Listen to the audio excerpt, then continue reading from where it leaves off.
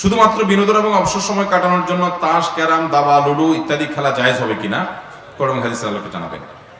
ভাই, অবসর সময় কাটানো মানে আপনার হাতে অনেক অবসর সময় আছে, আপনি কাটাবার জন্য আর কাজ খুঁজে পাচ্ছেন না। শুনেন, অবসর সময় যদি আপনার কাটাতে হয়, বিনোদন যদি আপনার লাগে, তাহলে আপনি খেলাধুলা করবেন, শরিয়া সমর্থিত খেলাধুলা। শরিয়া কোন খেলাধুলার কথা বলে? যেই খেলাধুলায় শারীরিক কসরত হবে, ব্যায়াম হবে, এক্সারসাইজ হবে। আপনি শতরম মুক্ত যেন না হয়, 3/4 কিছু একটা পরে আপনি ফুটবল খেলেন এবং সেখানে দুই দলের মধ্যে পারস্পরিক লেনদেন করেন না যে জুয়ার মতো হয়ে যায়, বরং এমনি খেলেন, খেলার মধ্যে হার জিত থাকুক, অসুবিধা নেই।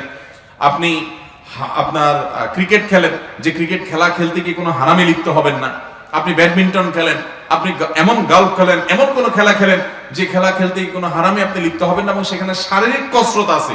শারীরিক কসরত, ব্যায়াম যদি হয়, তাহলে সেই খেলার মাধ্যমে আপনার ব্যায়াম হবে, আপনার শরীরের মধ্যে রিফ্রেশমেন্ট, আপনার মানসিক রিফ্রেশমেন্ট হবে, শারীরিক আপনার ব্যায়াম হবে, এটা আপনি খেলতে পারেন। এগুলো খেললে দেখবেন শরীরটা একটু হালকা লাগছে, মনটা একটু ফ্রেশ লাগছে।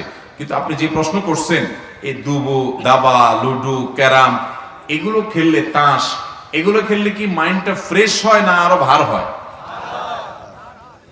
তাহলে বোঝা গেল এটা আমাদের জন্য উপকারী না, এটা আরো মাইন্ডটাকে ভার করে দেয়। আর যদি আপনি 10 মিনিট ফুটবল খেলে আসেন, ব্যাডমিন্টন খেলে আসেন, দেখবেন শরীরটা পাতলা হয়ে গেছে, ঝরঝরা হয়ে গেছে, মনটা ফ্রেশ হয়ে গেছে। আপনি হাসছেন, তারপরে দেখবেন আপনার ঝরঝরা হয়ে গেছে।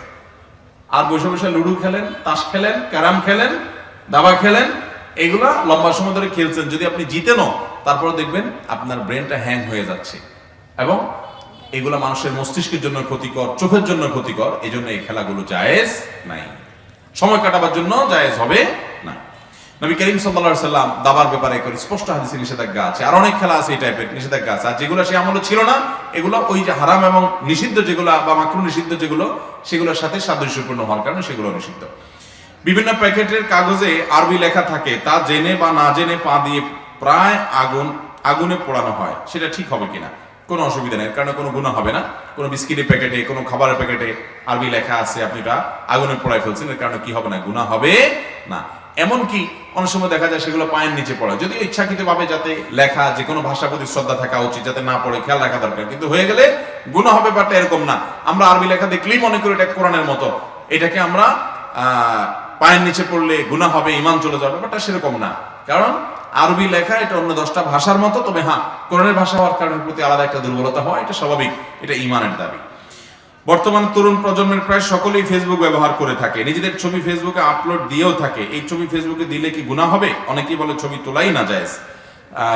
দেখুন, এই বিষয়ে আমরা যে মতটাকে শুদ্ধতর মনে করি সেটা হলো যে ছবি আইডেন্টিটির জন্য তো তোলা যাবেই, আর এটা যখন সফট কপি থাকবে, অর্থাৎ শুধুমাত্র আপনার এটা প্রিন্ট হয় নাই, এটা শুধুমাত্র মোবাইলে আছে বা কম্পিউটারে আছে, এই সফট কপিকে আপনি ব্যবহার করতে পারেন, অসুবিধা নাই। বিশেষ করে এটাকে আইডিতে আপনি আইডেন্টিফিকেশনের জন্য রাখলেন, অসুবিধা নাই। কিন্তু মেয়েরা মেয়েদের এই ছবি যদি ব্যবহার করে, সেটা মেয়েদের মধ্যে করবেন, হ্যাঁ, প্রোফাইল লক করে রাখবেন বিভিন্নভাবে, যাতে বেপর্দা না হয়।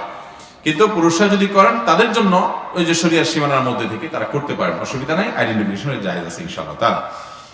বিবাহের অনুষ্ঠানে গান বাজনা, বাদ্যযন্ত্র বাজানো হয়, ইসলাম কি বলে? এই বিষয়ে আমরা আমাদের মূল বক্তব্যে বলেছি, বিবাহের অনুষ্ঠানকে কেন্দ্র করে দব বাজানো জায়েজ আছে। দব কি? দব হলো ছোট ঢোলের মতোই, এক পাশ বন্ধ আছে ঢোলের মতো, আরেক পাশ খোলা থাকে।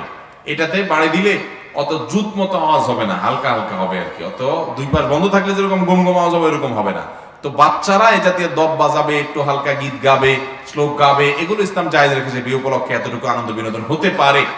কিন্তু বিয়ে উপলক্ষে বুড়া বুড়া আপনার বেটারা ব্যান্ড পার্টি করবে, ডিজে পার্টি করবে আর জাকানাকা গান বাজাবে, সেটা হারাম হওয়ার ব্যাপারে কোনো আলেমের কোনো দ্বিমত নাই।